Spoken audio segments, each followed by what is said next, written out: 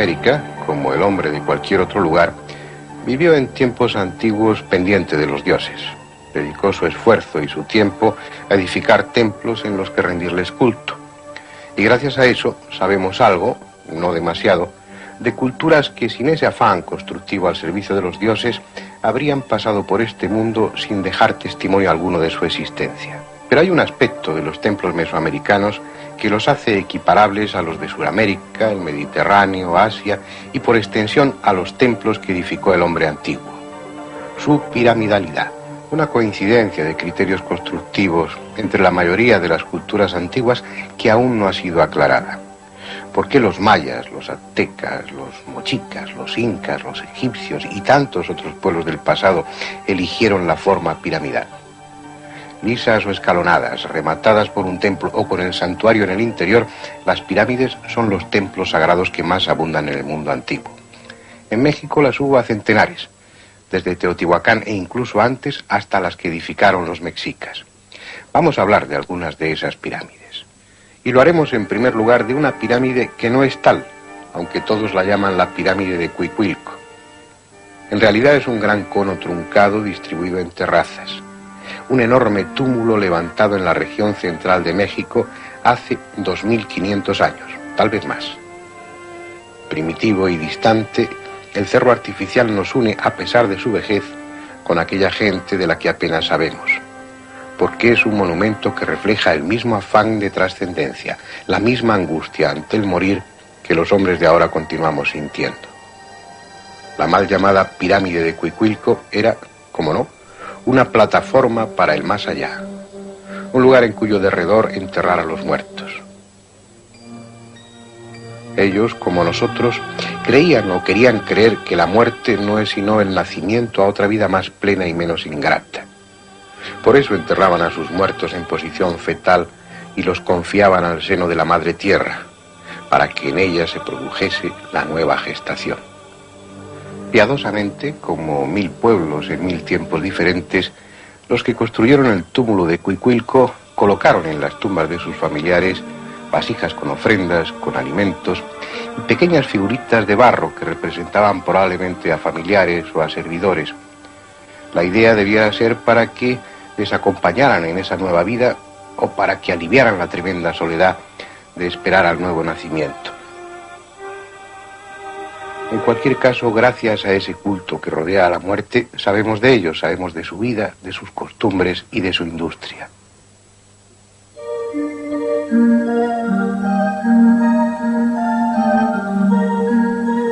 Junto a sus puntas de flecha de obsidiana o de piedra, junto a los sellos cilíndricos de barro con que marcaban sus pertenencias, las excavaciones han recuperado otros materiales más entrañables. Una artesanía singular, de aparente ingenuidad, pero que al tiempo es un retrato fiel y desconcertante de esa época y ese lugar tan alejado en el tiempo. No son dioses o demonios, son ellos mismos, los que habitaron el Valle de México en la misma época en la que en otro viejo continente se fundaba Roma. Ahí están sus mujeres vestidas con airosas faldas, o esos personajes arrancados de lo cotidiano, como las descoloridas fotografías de un álbum familiar, con sus elaborados peinados, sus tocados de turbante, sus pendientes, sus collares, personajes que a veces resultan insólitos, con un velo que le cubre boca y nariz, como si de un árabe se tratara, y cuya cabeza se adorna con un sombrero de aire asiático.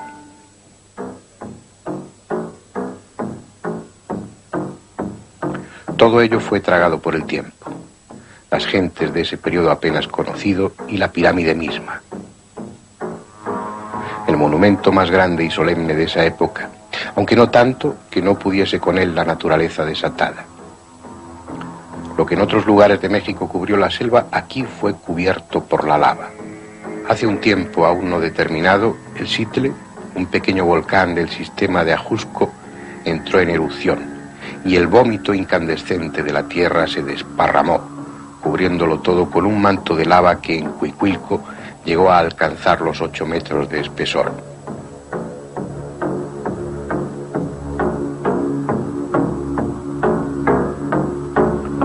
Los que sobrevivieron se marcharon de ese lugar abrasado y la mal llamada pirámide quedó sola, con su collar de tumbas alrededor, medio cubierta con un grueso sudario, hasta que las gentes de ahora la liberaron de él, haciéndole un sitio entre sus edificios de cristal y cemento. En muchos sentidos, el túmulo de Cuicuilco resulta lógico. Al fin y al cabo es una imitación de lo que la naturaleza hace. Esos cerros cónicos han estado presentes también en el mundo antiguo. En muchos pueblos, cuando llegaba el momento, se acumulaban toneladas de tierra en un lugar que había elegido el sacerdote y se levantaba ese cerro artificial, ya fuera para utilizarlo como túmulo funerario o simplemente como un recinto sagrado que sobresalía por el resto del paisaje. Lo lógico habría sido conservar esa forma cónica. Sin embargo, en México, como en tantos otros lugares, en un momento determinado y sin que sepamos por qué, se abandonó esa forma y se pasó a la forma piramidal con una base rectangular o cuadrada. Sin contacto con otros continentes, aislados y ajenos, según los arqueólogos, a cualquier influencia, los antiguos habitantes de Mesoamérica descubrieron las pirámides y con ellas llenaron sus valles o sus selvas.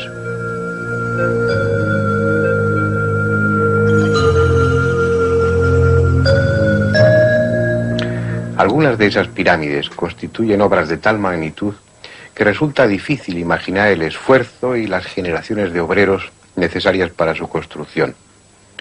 Y por conocer una de ellas, la más grande de México y de toda América, fuimos a una ciudad edificada sobre un sueño. Al menos eso dicen que fue lo que motivó la fundación de Puebla. Sucedió una noche, la víspera de la festividad del Arcángel Miguel, allá en el siglo XVI. Dormido en su cama, el obispo don Julián Garcés tuvo inquietos sueños. En ellos vio un hermoso y dilatado campo, atravesado por un río de aguas transparentes y cercado por otros dos ríos que dejaban entre ellos un extenso lugar alfombrado de hierbas y flores. Por si había alguna duda de qué será el lugar que andaba buscando el obispo, en el sueño aparecieron varios ángeles que con cordones plateados delineaban una ciudad. Ya despierto, mandó llamar a varios franciscanos y con ellos y otros hombres de la zona se fue a buscar el lugar soñado. Y lo encontró.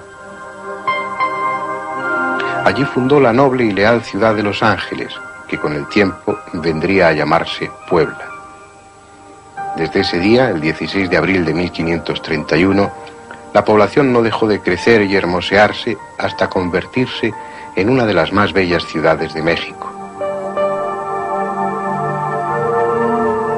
Pero no fue en realidad un descubrimiento del obispo. Desde 600 años antes de Cristo ya venía estando ocupada. Al principio por labradores sin gran arte ni oficio. Más tarde fue creciendo bajo la influencia de otras culturas como la de Teotihuacán.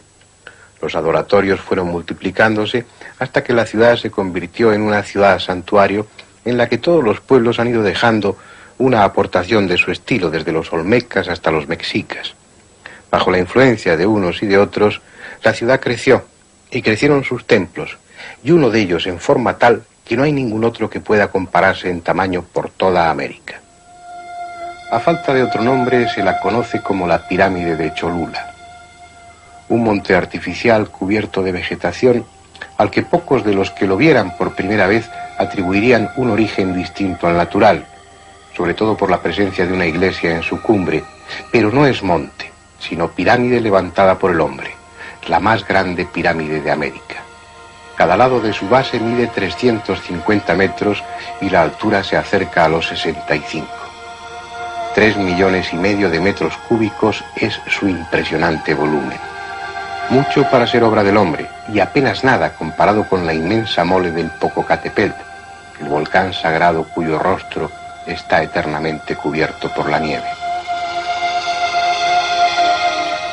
Como tantas otras pirámides mexicanas, es la última piel de un viejo corazón, edificada sobre otra y esta sobre una aún más antigua. En la maqueta no está la actual, representada por el foso rectangular y la cúspide, para que pueda verse la otra pirámide anterior, con 9 terrazas escalonadas y otra más primitiva cubierta por ella. Como parte de la última estructura, cubierta de monte bajo y árboles, está la iglesia coronando el conjunto a modo del copete de una tarta. el postre apoteósico de un banquete en honor del sincretismo. Los nuevos dioses se imponen a los viejos, pero los lugares sagrados permanecen. No importa que en ellos los templos se amontonen, porque es en función de ideas parecidas, al servicio de religiones que en el fondo son todas similares. Solo cambia la envoltura. El contenido es siempre el mismo, el diálogo del hombre con los dioses. En cierto modo es aleccionador que iglesia y pirámide formen un todo unido, inseparable, hasta que un día otros vengan y sobre iglesia y pirámide construyan otro templo. Dice una leyenda, anterior a la llegada de los frailes españoles, que hace mucho tiempo, cuando el último diluvio destruyó la tierra, sobrevivieron 7 gigantes o 7 reyes, y que uno de ellos mandó construir la pirámide de Cholula para llegar hasta el cielo. Enojados los dioses, la destruyeron por el fuego y confundieron la lengua de sus constructores para que así no pudieran volver a intentarlo. Y es casualidad extraordinaria, si es que hay algo de casual en las leyendas, que se trate de una historia similar a la que otro pueblo inventó para justificar la existencia de una pirámide igualmente colosal a la que llamaron Torre de Babel. Al contemplarla así, cubriéndose de sombras, uno piensa que, como las de Egipto, la pirámide de Cholula tiene respuesta a preguntas que el hombre aún no se formula. Que ella sabe, entre otras cosas, con qué ladrillos se construyeron esas leyendas que hablan de lo mismo en diferente lugar y en distinto tiempo.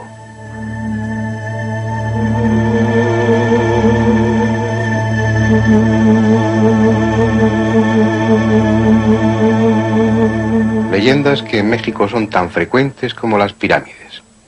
Cuando los cronistas españoles recogieron los relatos fragmentados de la historia pasada de Mesoamérica, apenas encontraron otra cosa que leyendas. Había transcurrido demasiado tiempo desde que las viejas culturas, las auténticamente importantes, desaparecieran. Los mexicas carecían de historia digna de contarse y se habían adjudicado para sí la de otros pueblos, pero deformada ya en leyenda.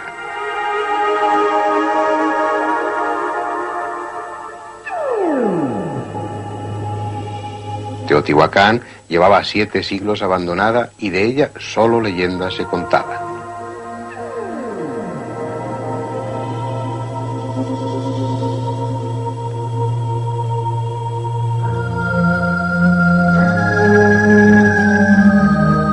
Los mayas, que aún había a la llegada de los españoles, apenas tenían ya que ver con los antiguos mayas de Tikal o Palenque y solo leyendas recordaban.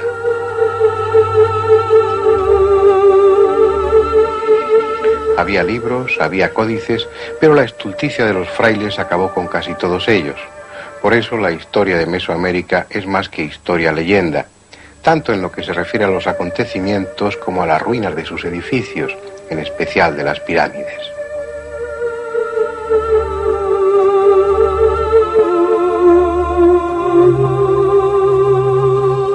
Hubo de aquellos pueblos uno que sintió como ningún otro la fiebre piramidal, llevando su locura geométrica al extremo de construir pirámides agudas como puntas de flecha en el ambiente menos propicio.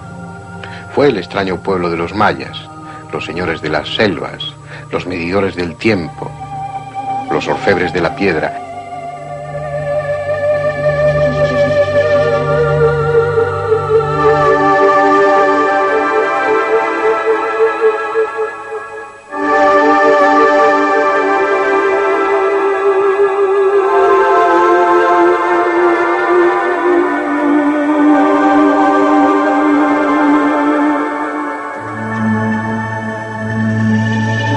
Ellos fueron los que hicieron las pirámides escalonadas de Palenque para que en una de ellas durmiera Pacal, el pretendido astronauta, un sueño eterno, un inacabable viaje a esas estrellas que los mayas también conocieron. Después, esos constructores de pirámides dejaron sus ciudades del sur al abrazo de la selva y se fueron a otras tierras, dejando por el camino parte de su historia, pero no de sus conocimientos.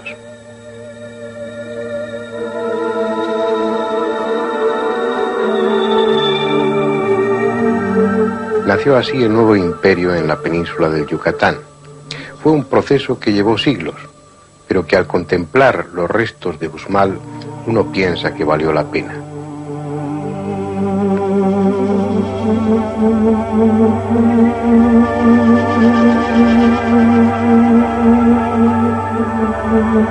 En las nuevas tierras surgieron muchos asentamientos mayas. Uxmal era uno de ellos, solo que sus gobernantes resultaron mejores administradores y aprovecharon con mayor habilidad los recursos de la tierra, imponiéndose sobre las demás ciudades hasta constituirse en un centro-estado que gobernó toda la región.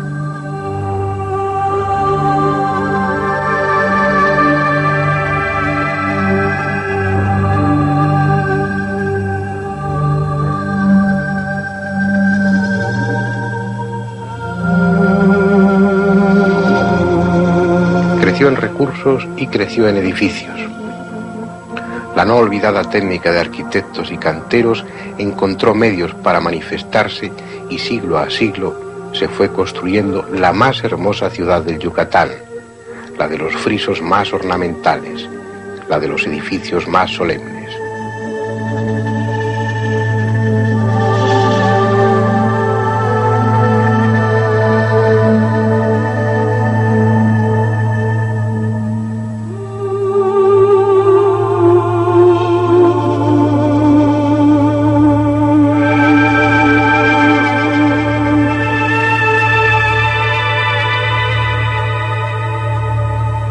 En ella el turista encuentra tema en que cansar su mirada, recorriendo grecas, celosías, mascarones, y el entendido encuentra evidencia del conocimiento maya. Orientaciones precisas al lugar del horizonte donde el Sol o Venus eran devorados en determinadas fechas por la Tierra.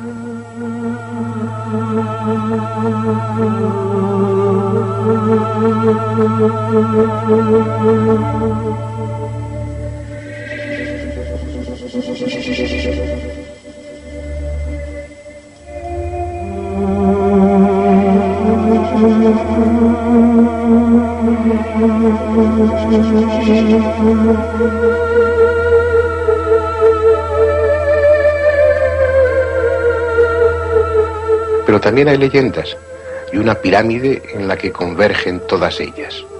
Es la casa del mago, a la que también llaman la pirámide del adivino. Cuentan que un enano, más travieso que malintencionado, se encontró un día dos instrumentos musicales, un tuncul, que es similar al tambor, y un sot, que es como los mayas llamaban a las sonajas. El enano los hizo sonar, y al oír su sonido, el rey de Uxmal palideció.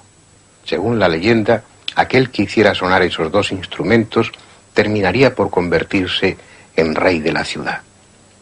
Cuando supo que se trataba de un enano, le desafió a un duelo singular. Debían romperse cocoyales, que son frutos de cáscara muy dura, sobre la cabeza hasta que uno de ambos quedara muerto. El enano, aleccionado por su abuela, se construyó un casco de piedra que disimuló con cabello, y de esa manera fue quien sobrevivió a la prueba. Así pues, se convirtió en rey de la ciudad, y fue quien mandó construir esa pirámide para utilizarla como vivienda. Yo no sé si tan absurda historia está fundamentada en un hecho real, pero al menos es la que figura en las guías de turistas.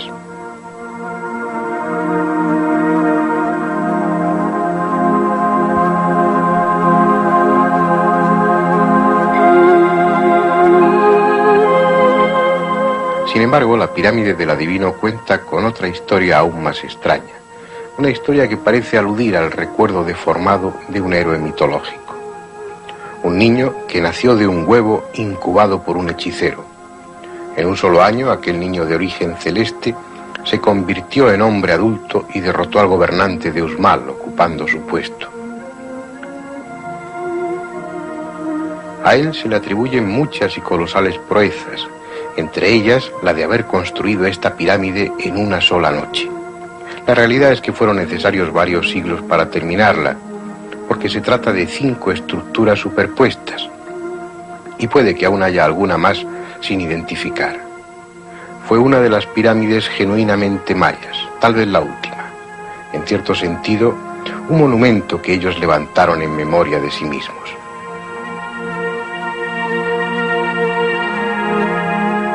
Pero no fue la última pirámide mexicana. Después hubo otras muchas. En cada una de ellas se encierra una leyenda y en todas late el mismo misterio, el de su forma, mantenida allí y en otros pueblos durante milenios por alguna razón poderosa que los hombres de hoy desconocemos.